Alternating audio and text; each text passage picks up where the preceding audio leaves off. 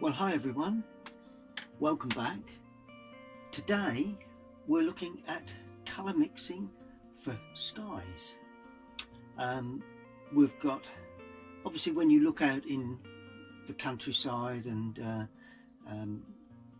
whatever photographs you have, you can see a wide variety of skies, and really every day is different. That is the beauty of landscape painting.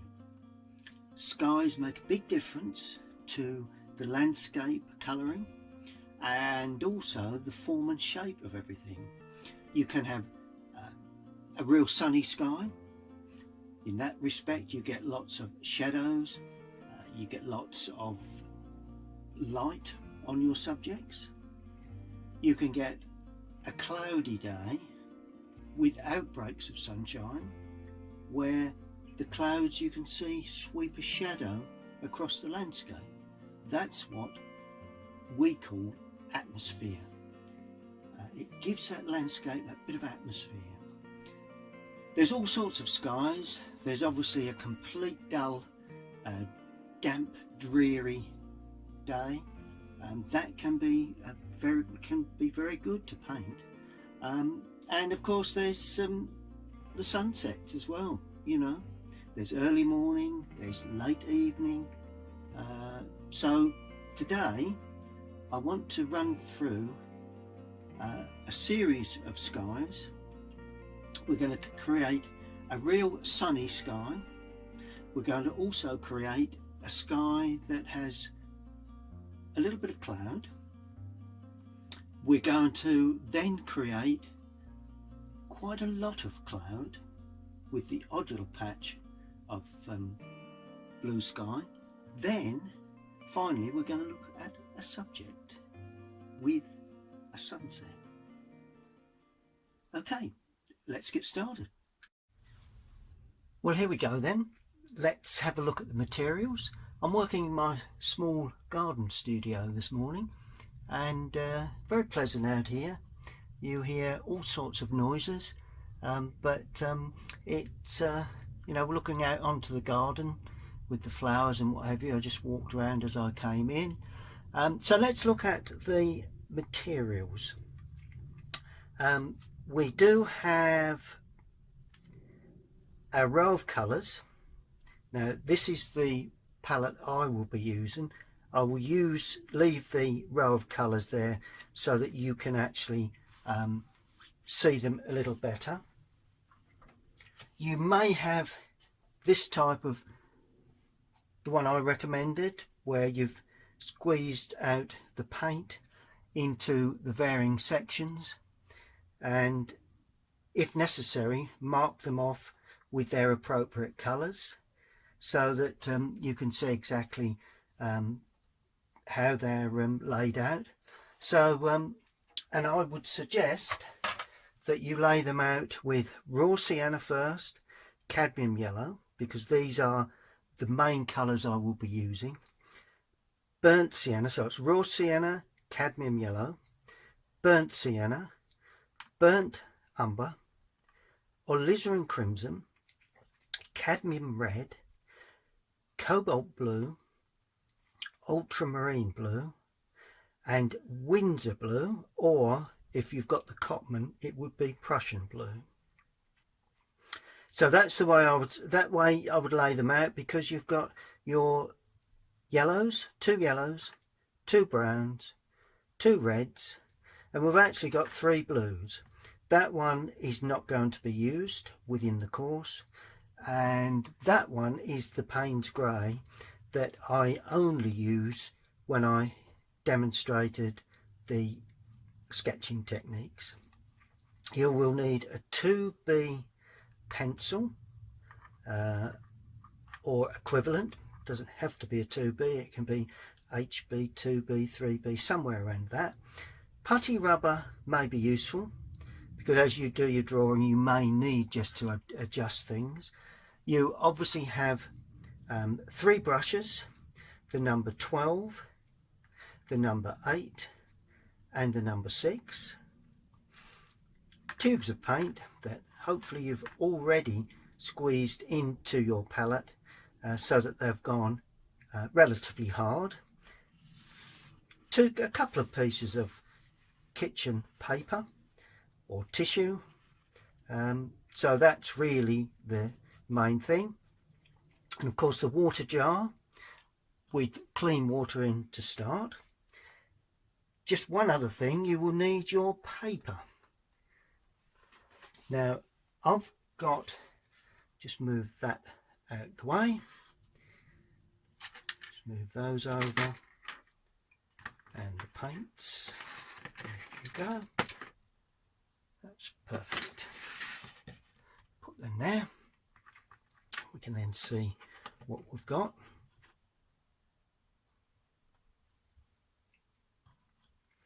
Good. Now I did suggest that you actually use a pad if you wish. This is my old, let's just turn that over. This is my sketching pad. It's from the Pink Pig company here in the UK. Maybe it's not as readily available in the US, but it's an online company, so you can always try the availability.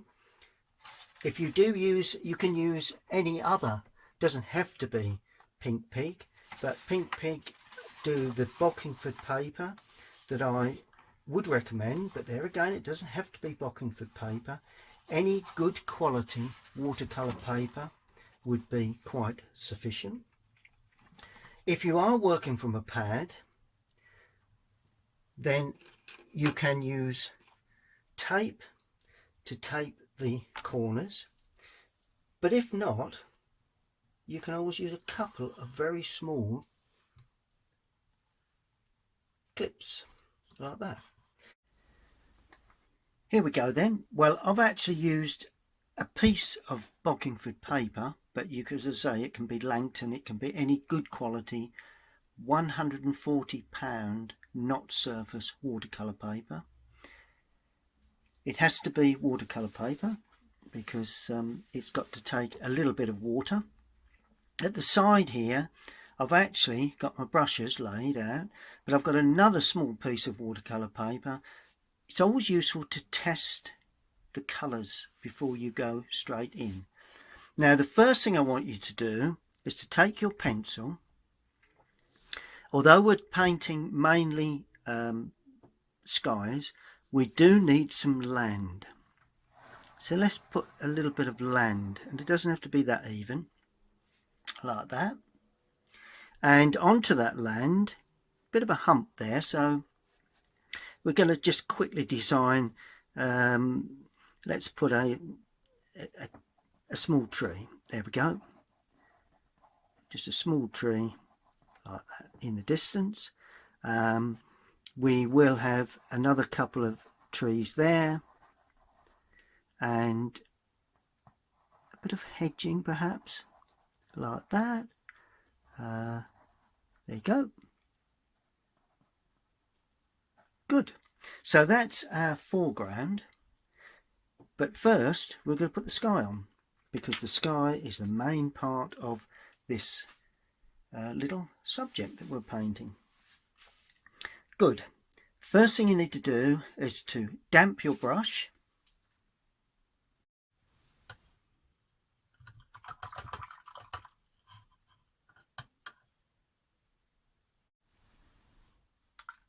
Into your water. You start at the top of the paper in the center and just keep flowing the water onto the paper like that. Now the key to this is that, just bring the water round to the front, that you actually keep adding water and working your way down. Okay, so you come down just a small way from the top of the paper, then you start to add colour.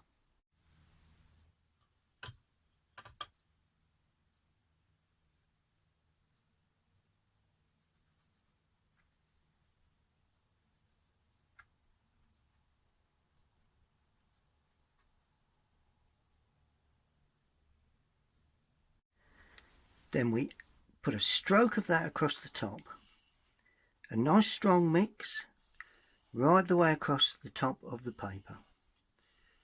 Go into our paint again and back onto the paper. Just keep running across the paper like that. And once you get about a quarter of the way down, it starts to get a bit dry. So what you do, you add water to that, and then it starts to spread again. There you go, look at that. And if you will notice, it's gradually getting lighter.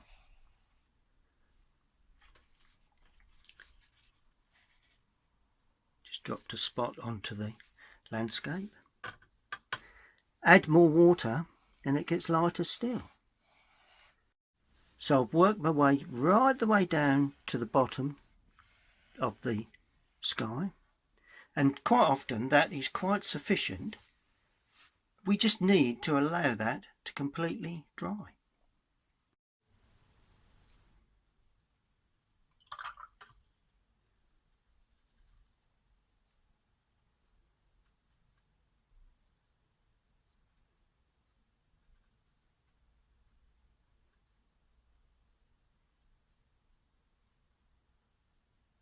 And this green, like a yellowy green really, you sweep across the bottom of the paper. It is pretty much dry now. Then I add a little cadmium yellow.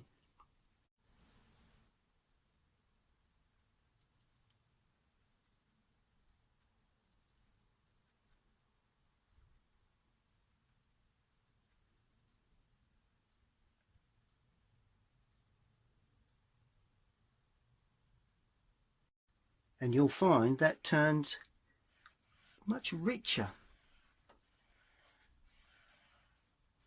So like yellowy green.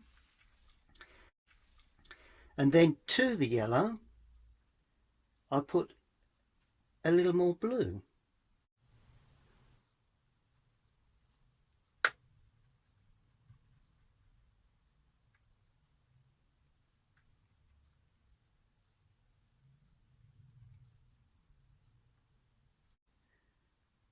And that will give us even a deeper green. Slightly deeper, nothing too green. Bit more blue, don't add too much blue.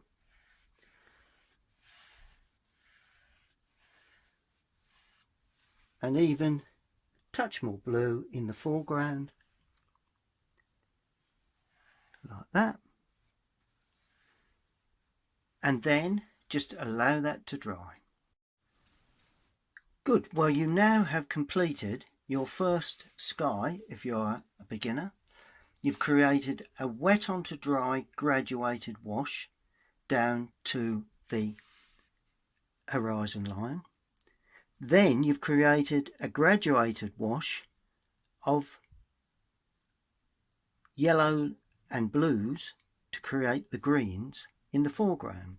So there again we're looking at tone again, we're looking at dark, slowly through to medium, through to very light, the sort of sunny sky with perhaps a little haziness, the sort of thing you may get in the summer. Then along the horizon you've painted in raw sienna with a touch of the cobalt, the ultramarine that you had in the sky, so it's raw sienna and ultramarine. Then you've added a little cadmium to that, cadmium yellow, and then as you've worked forward you've added a little more ultramarine blue, and all of a sudden it turns slightly darker green. So you've gone dark through to very light, and then medium through to a little darker. So it's colour, but it's contrast. So raw sienna, ultramarine in the distance, adding cadmium yellow to that will give you a richer green because it is naturally a richer yellow. And then if you add more blue to that rich yellow, you get a slightly more darker, intense green. So that's the theory behind that.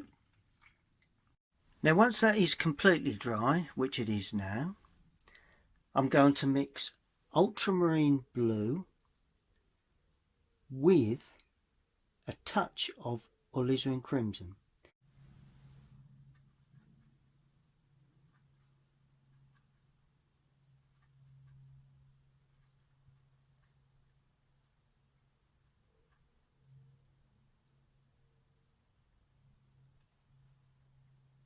Because I'm looking for like a distant purpley silhouette-y sort of colour. Not ideal description, but that's what I'm looking for. And then just painting a simple tree like that. Okay, so that is our darker tree. Now I'm going to add raw sienna to that. And it will go slightly greeny grey. This will then be used for the trunk. Any sort of,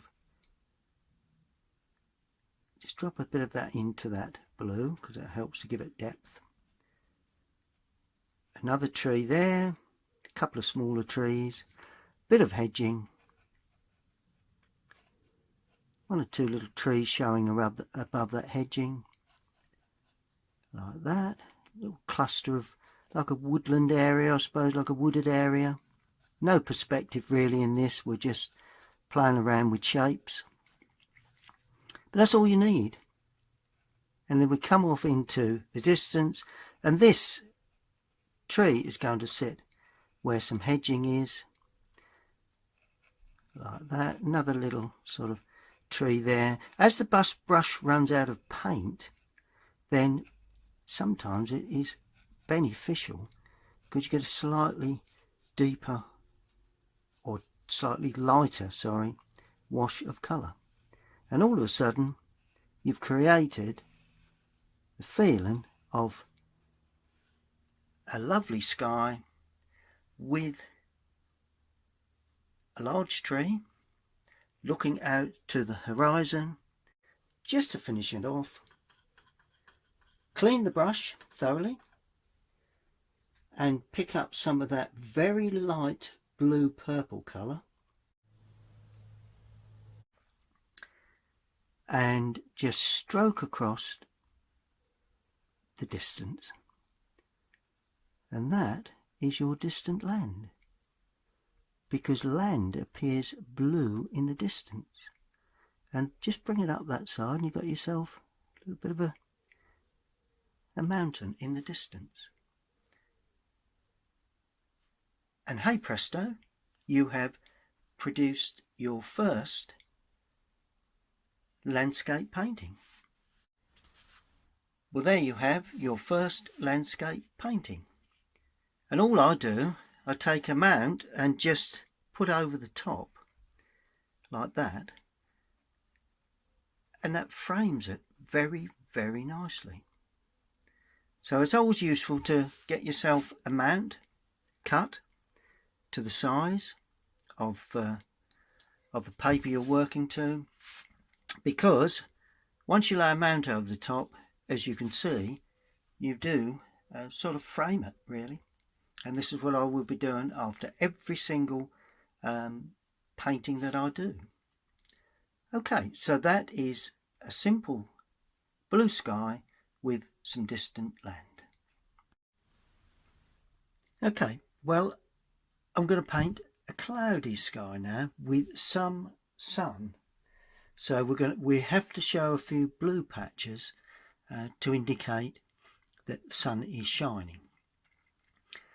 Not difficult to do. You take water. As you can see, it's not completely clean, but you can use clean water. And you damp the paper. I'm using a little bit of colour in my water, just purely so you can see where I'm damping really. And because it's very, very light, you won't actually see it at the end anyway, because it dries so light. And all you do, you sweep across like that. And I'm damping, this is what they call wet into wet. I'm damping the paper right the way down, and notice how I keep dipping into the water, because it's vital that you don't allow the paper to dry too early for this particular exercise. Notice I'm going back in again and adding a little more water to the top, because that's the area that it dries out much quicker. So make certain you've added plenty of water to the surface. Right, while that's soaking in, I'm going to use ultramarine for the blue. Again, a reasonable strength, so not too much water in that. Load the brush, although we're only painting a small area. And while it's still damp, we're going to have an area of blue there, and quite a big area there perhaps, yeah. And notice how I'm pressing into the paper and turning the brush. If you can develop that technique, it won't flood around too much. Now, to that, I'm going to add burnt umber, and this will give us our grey for the grey underpainting of the sky. And this wants to be fairly weak at this stage. So we've got our blue patches in. Now we've got to produce the grey. Start in the top right hand corner and paint around the blue like that. Bit more water, reload, paint into the blue there and into that blue there. There we are. So a little bit more water as you come down. See how it's grey, and there's our main cloud with a little bit of blue. Okay, and as we come down into the lower area, add even more water. Across like that until it's very, very, very weak. Good. Now allow that to soak in. While that's soaking in, clean the brush, touch it onto kitchen towel or kitchen tissue so that you don't have too much water. Now I'm going to use ultramarine again with burnt umber, and if you notice I'm using more paint, so that will give you a much stronger mix, and not too much water with this mix. There we go. Look at that. It is, it's all about mixing, but I prefer that you learn to mix as you paint, because you do end up with a sky at the end of it.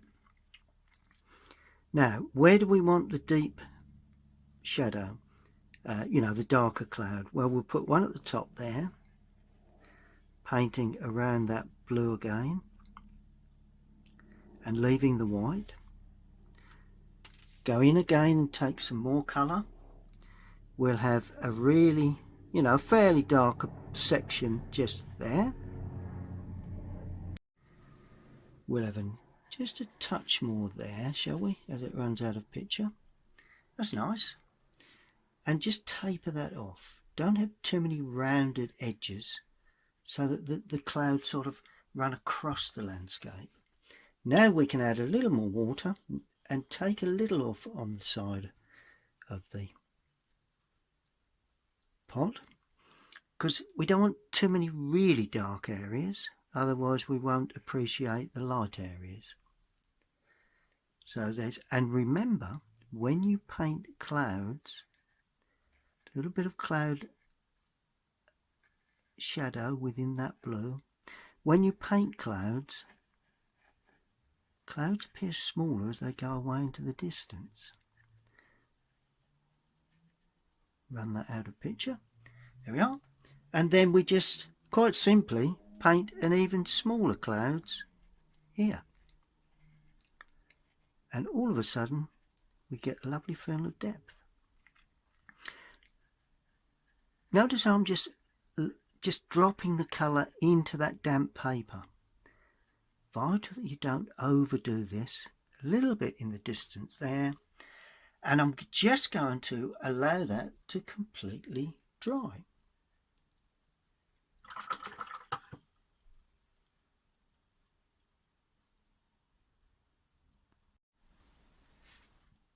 Now don't be tempted to go back in with the brush at all. Allow that to dry. If you have ended up with a few hard edges, the more you paint, the easier it will be to produce those softer edges wet in wet. But on the other hand, it's always best to leave them. You know, paint a few of these skies and they'll all be totally different. I mean, yours will never repeat exactly what I've done, but that's the general idea. Blue, some white, but all the rest is an underpainting of grey, then a stronger grey mix for the darker clouds. And all of a sudden, it's just beginning to dry now, and it will tone back, it will all soften, and these edges will soften. It's difficult when you're learning wet into wet to produce that sort of sky, but with practice and using those techniques, there's no reason why you should not be successful. Now, a sky like this never looks right without landscape. So you can paint lots of skies, but I always suggest that you put landscape in as well. And we're going to put a similar landscape to we had before, really. We're going to put in the trees in the distance, perhaps a little hill as well. But before we do that, let's get in the foreground grass. And we're going to use the same again, ultramarine with raw sienna, the dull, quite dull yellow. Nice, plenty of water in this one. And we're going wet onto dry again. Like that. Add more water, a little more raw sienna. And keep that wash, that bead of water hanging along the bottom edge. Now I'm adding more raw sienna with a touch more blue, ultramarine. That's what you need.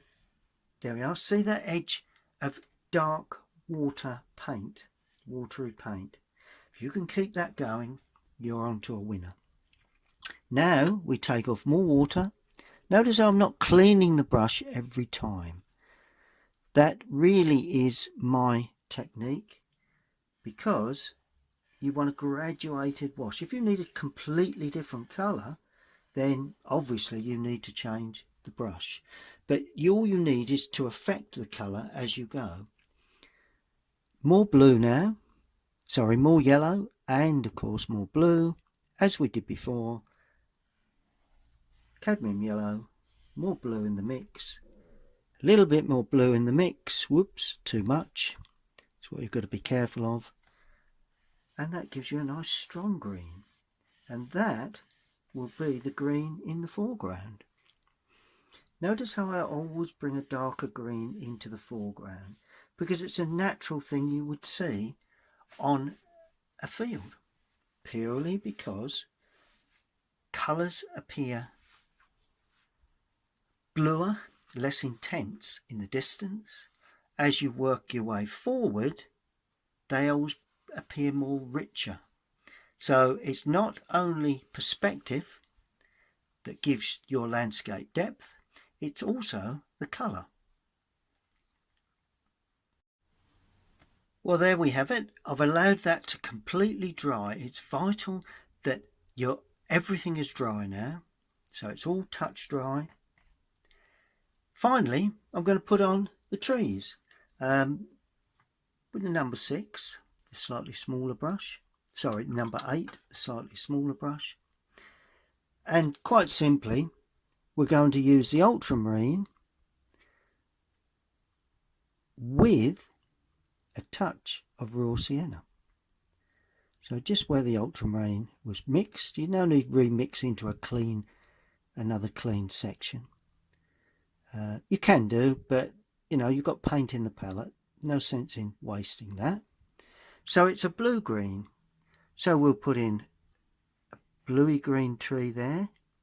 Try and give the impression of the outside edges, branches overhanging. If you watch the technique I use, the point of the brush, lots of techniques to create trees, but you know, that's pretty much all you need.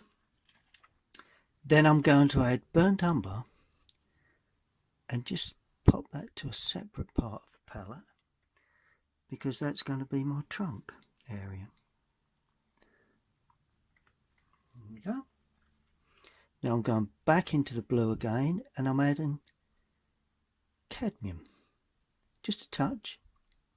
So play with these mixes, see what colours you achieve. And that's going to be sort of like another tree there. Remember how we put in some different trees, using different mix this time, but no need to keep with the same mixes. Keep it quite flat where it meets the other tree, like that. There we are. And as I said, when you get clouds, you get sweeping shadows. So it's not all light.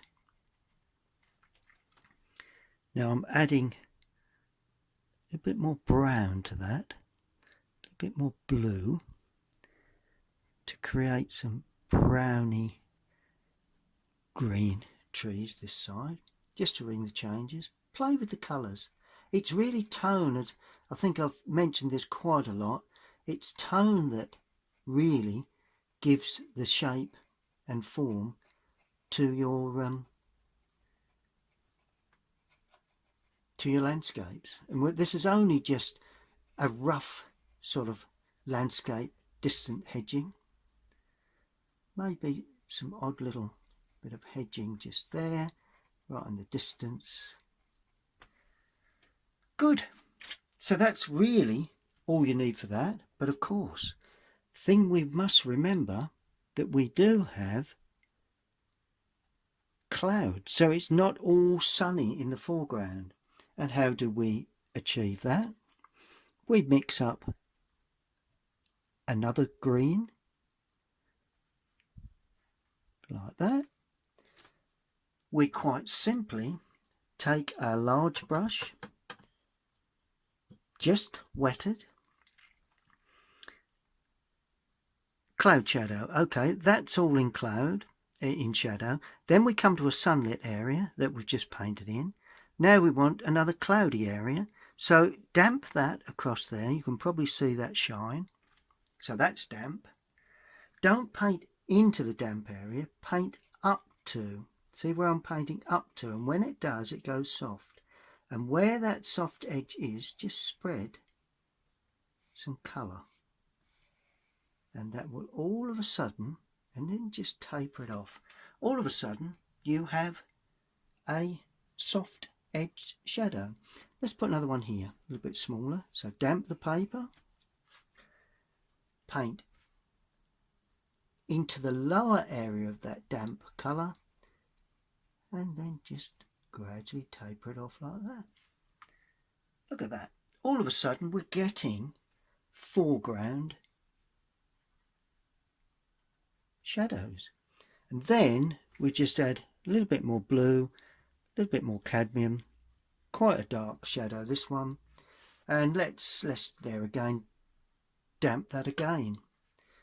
Just damp it across like that, and sweep this dark shadow into the foreground, and you can almost blend it with that if you wish. And that's the way you produce these lovely atmospheric landscapes. And while I have that colour, let me just sweep a little across the landscape there, just to give the impression there's a bit of shadow from those trees, but that's optional. Look at that. Perfect. And if you really wish to, once that distant land has completely dried there, just take ultramarine again with a touch of the yellow in there, not too much. So distant land, not too much on the brush for this, just take a little off. And let's put a distant hill. Come up like that and across and down between those trees, up like that, under that tree and across there. And there is your misty, hazy, distant tree with a small cloud just hanging over. Brilliant. Allow that all to dry. Don't be tempted to put any grasses, any fine detail.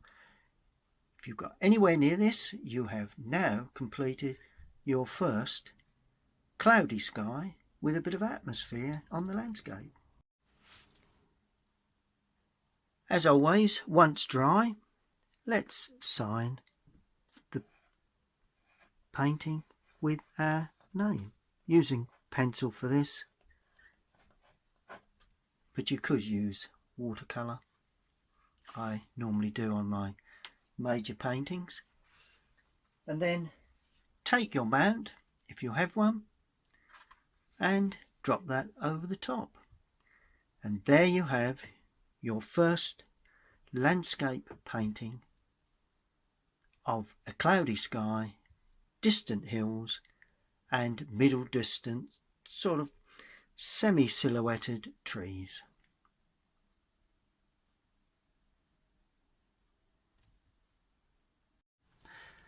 Okay, now let's take a look at a sunset. Now this is going to be interesting. Quite easy to produce. Wet into wet again. If you notice, we've been doing a lot of wet into wet because you must learn to control the paint on a wet surface to give yourself a good chance of producing a clean watercolour. It's the amount of water you put on the paper that is vital to the final outcome. Too much and the paint will just flood across the paper. Obviously the board is at that angle. You know, I'm working on this card that I made early on in the demonstration, the one I take away with me. So I made another one specifically for this scene, or these sets of demonstrations. Good, now that's thoroughly wet in the normal way. I've just swept water across, making certain, you notice how I went back up the top. Right, okay, now first thing you need for a sunset is a deep blue. Now the deepest blue we have is Windsor blue. You'll see what I mean when I get it on there. See how very dark that is. Windsor blue. And I'm going to use let's use the cadmium red, because that'll give us a real dark sort of blue sky that you will see on a sunset right at the top of the paper. There we are. Look at that. And I'm making it really, really dark. So let's use plenty of paint. Not too much water because the paper is damp. Just begin to cockle a little. So let's see if we can just keep that down. That can happen. Didn't quite catch up correctly. There you go. Right, let's apply that very dark. Look how dark that is. It is very, very dark. Look at that. Isn't that fantastic? That is Windsor blue, could be Prussian if that's the one you've got. Right. Now as we come down, I'm going to clean the brush. So that's our real dark evening, late sort of sunset evening sky. Then I'm going to take up quite a bit of that red, not as dense, and I'm going to streak it across there like that. Just have a bit of fun with the paint. Just streak it across. There we are, look at that. Clean the brush again.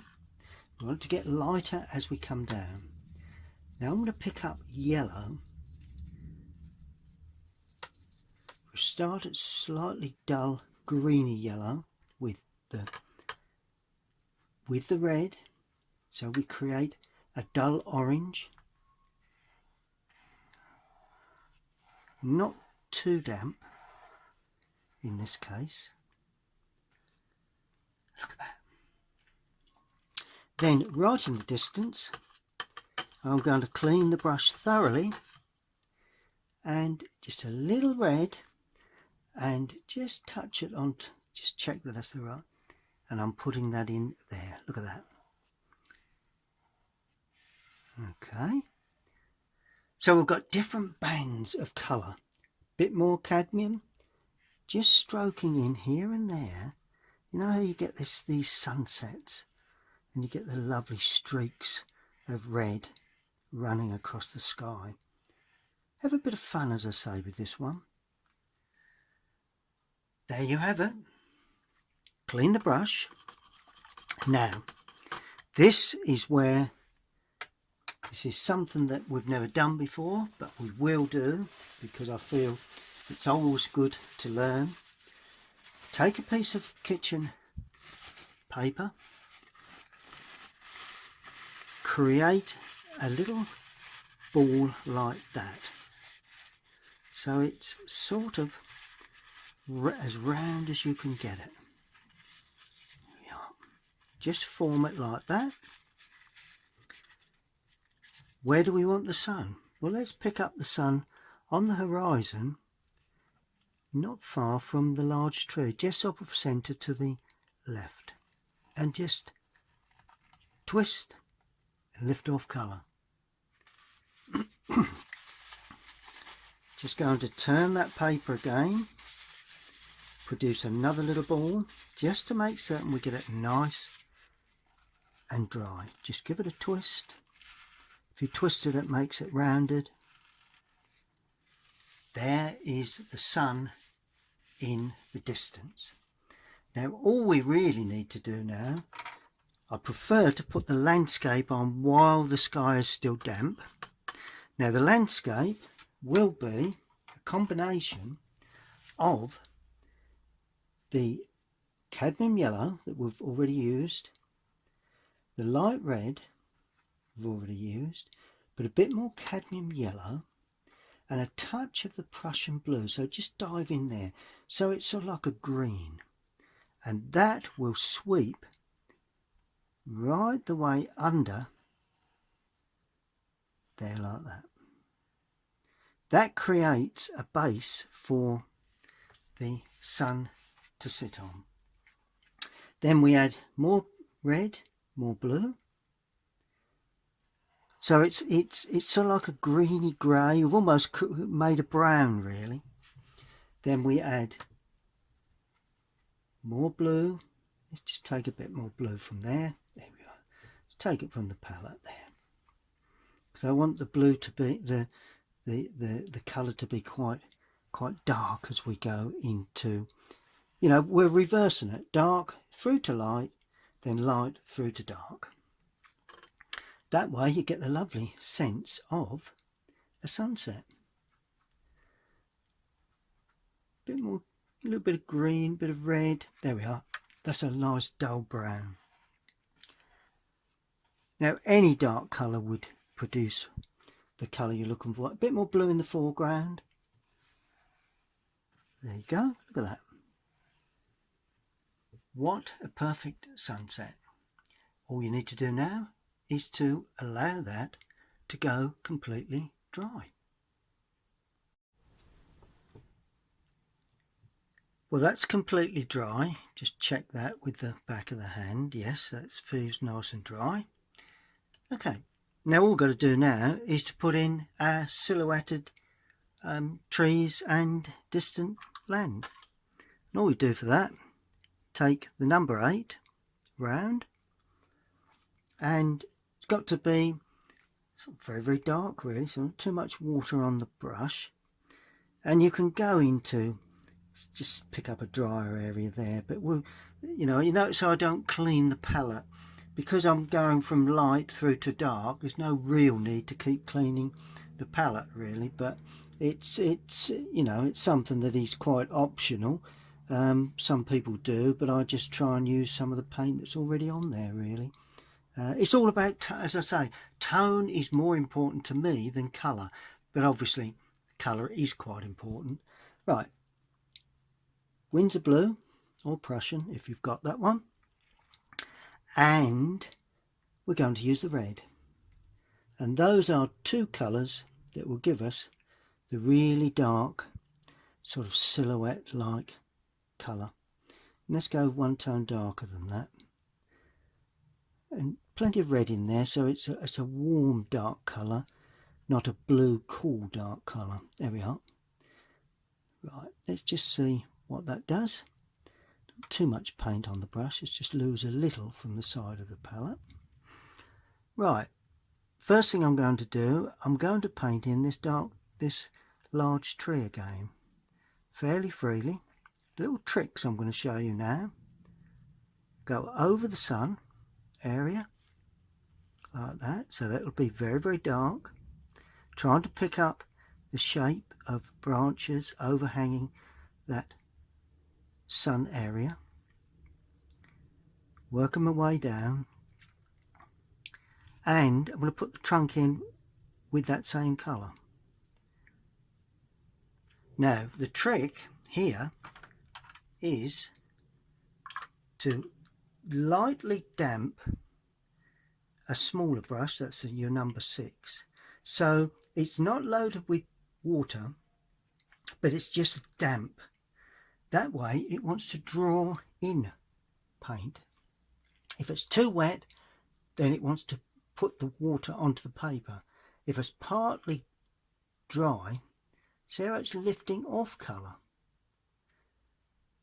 Just make certain you don't clean it again, take off most of the moisture, and then pick off, and that will suck the paint off.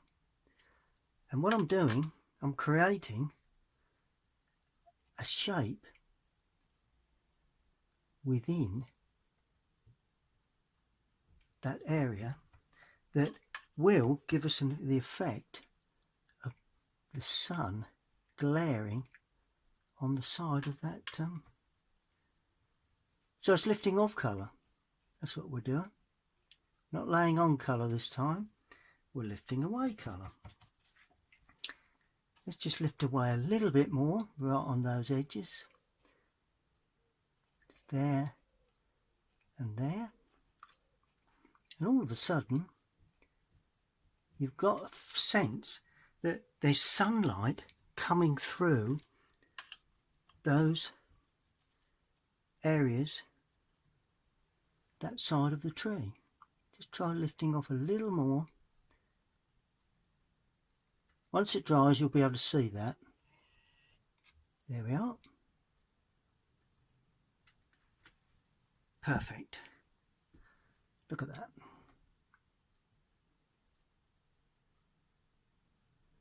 Go a little bit up the top too. A bit on the top there. Brilliant. And just to give those really highlights right on the edge, take a little kitchen towel or tissue and just touch on those outside edges, and all of a sudden they light up even lighter. Perfect. and all of a sudden you've got a friend of light on the right hand side of that tree.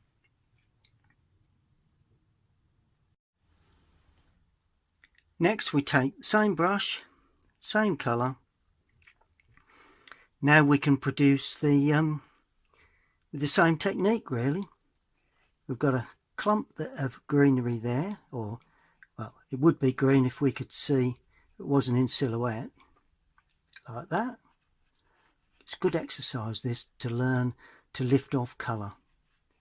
Really is good. Paint as quickly as you can.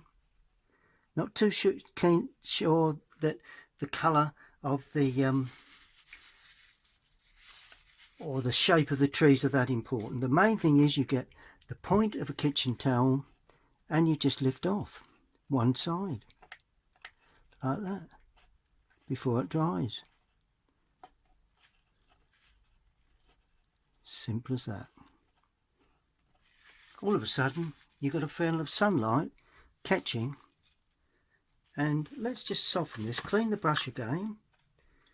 There's all different techniques that you probably won't pick up straight away, but it's always good to show you.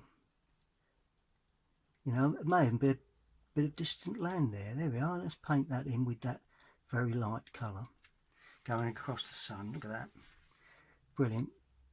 That works. And then we carry on. Same technique. Dark colour again. Let's add a little more red. Ring the changes a bit. Bit more water for this one. Another tree. Try not to make your trees too much the same colour. And a bit of hedging as we go out of picture. Bit of perhaps a wooded area, something like that. And same technique again. Lifting off on the left hand side there and the left hand side there, just sponging away some colour right on the top, and there you go. Look at that, a lovely clump of trees with some sort of sunlight catching the left hand sides. Now we're going to do the left hand trees exactly the same, picking up the blue and the red like that, same mix, and we're going to paint these trees lifting off as we did before really, but this time I'm going to show you exactly how to lift off these, because these are, we lift these off in a different sort of size really. With the idea of perspective, do need to have these trees that run out of picture help pull the eye in. There we are. And just before they dry, you take your kitchen towel again, find a little corner, just turn it until you get a sharp point, and you lift away. But this time you're lifting away the right hand side, just like that. Look at that. Isn't that absolutely brilliant? So, you know, watercolour painting isn't all about laying colour on. It is a little bit about lifting colour off. Now all that remains is produce really some long shadows really in the you know, obviously if the sun is behind, then we've got shadows coming forward. They're not too difficult. So let's use the Windsor blue and the red, but this time more red. I want the red to fairly dominate because we're looking at the ground. It's cadmium red. Okay. We don't want to be as dark as the trees. And just take a little bit off of it.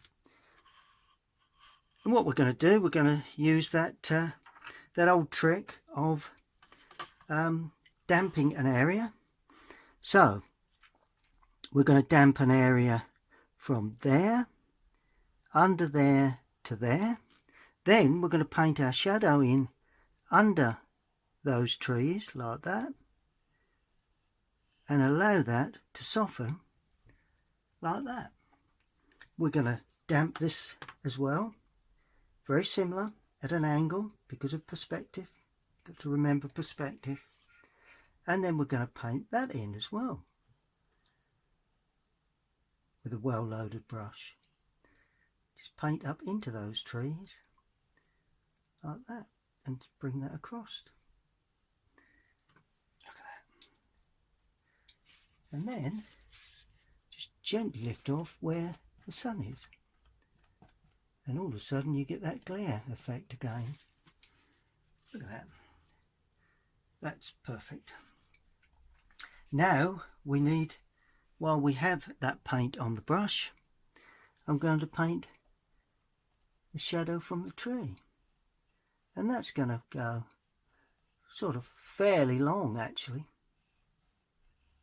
But this time it's going to come right down into the foreground. And just to soften it, take a damp brush and just sweep through it. Right from where it meets, just sweep through it like that. There we are. All of a sudden you've got the sense of light coming from the background where the sun is. Well, there we have it. I've put the mount over the top. All I need to do now is sign it, and I'm signing it in a black pen so that we can see it. Permanent ink. And that now is how you paint a sunset.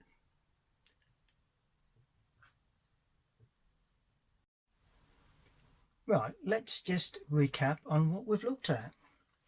We started off with a straightforward blue sky, graduating down wet into wet to a very, very light blue along the horizon.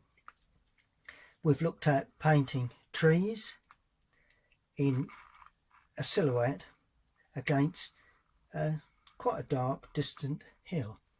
And then, of course, a light foreground. So the sky was wet in wet, the foreground was wet onto dry, the board was at an angle like that, so that as you painted, the water ran down and the paint, and you notice how I kept it very, very wet right the way through. Then I allowed the sky to dry before I put in the very wet wash in the foreground, adding to the colour as I come forward to make it slightly stronger. And I'm sure, as you can see, it dries so much lighter. So unless you can be brave enough to get as dark as I did, then you don't quite get that tone effect. The second painting was this more atmospheric scene. Wet into wet sky again, damp the paper, board at a bit of an angle so that the water runs down into the foreground or the lower part of the sky. Damp the paper completely. Then I'll put in two strong blue patches, one there and one there. Then I mixed a grey using the blue that I used in the sky plus burnt umber, and then I painted in the cloud work. And if you notice, the clouds are actually darker at the top and lighter as they come down, and also the clouds at the top, that's that cloud perspective, or they call it aerial perspective. You get the dark clouds, large dark clouds at the top, lighter clouds and progressively smaller as you go away into the distance. That gives that sky depth. You have those big clouds right in the distance, doesn't look as if there's any depth in the sky. Then we mixed up some dull greens and produced a bit of distant land, some hedging, the odd tree. Then we did a wet foreground, wet onto dry as we did in the first one. Then once that completely dries, we damped a couple of areas and painted into the lower part of those damp areas to try and get the feeling that there is atmosphere in the landscape. So that's how you do atmospheric landscapes. You know, I mean, all these marvellous, you know, all these very, very skilled artists, they just use those same techniques. It's a little more complicated, but if you can master that technique, you can create really atmospheric landscapes. And then finally, we looked at a lovely sunset. And not that difficult to get to come off, actually. It's worked out quite successful. Very deep dark blue at the top. It was a Windsor blue or Prussian blue, if that's the one you're using, with cadmium red. Notice how dark it was when I played it on. But if you look closely now, once it dries, it all tones back. So it's getting that depth of colour. In other words, how much paint against water.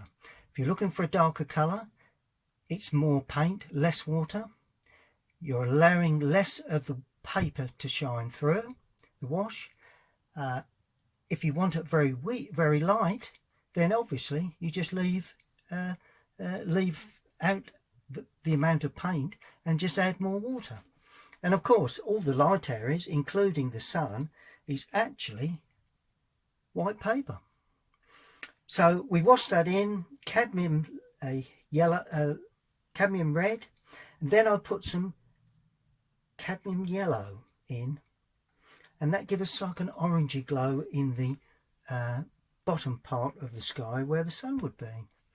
And just before that dried, we got kitchen paper, tissue, and we lifted off that area of the sun, and it's almost white now. Then I painted in the trees, and using that same method, we lifted off, before it was dry, the sides where the sun would catch.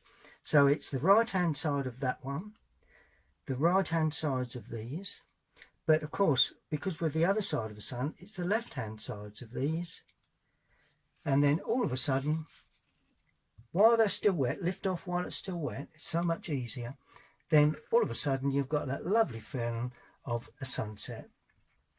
And then we use that damping method, damped a couple of areas, painted into the dry area, then just into the damp area, and that creates a blurred image of the shadows. You know, I didn't want to put shadows on each one and get very, very complicated, because as you can see, it works without it. And then the same with the large shadow from the tree. If you notice, that is in perspective too. That's your perspective. It tapers to under the tree. If you just make it the same size, it doesn't look right. It you know, and it has to slope towards the sun. It doesn't stand perfectly upright. It slopes towards the sun, because that's where the light source is coming from. So it's at a slight angle. And of course, we painted the foreground before we did all the trees and what have you. And a similar method to what we used on the other two paintings. And that is now a sunset.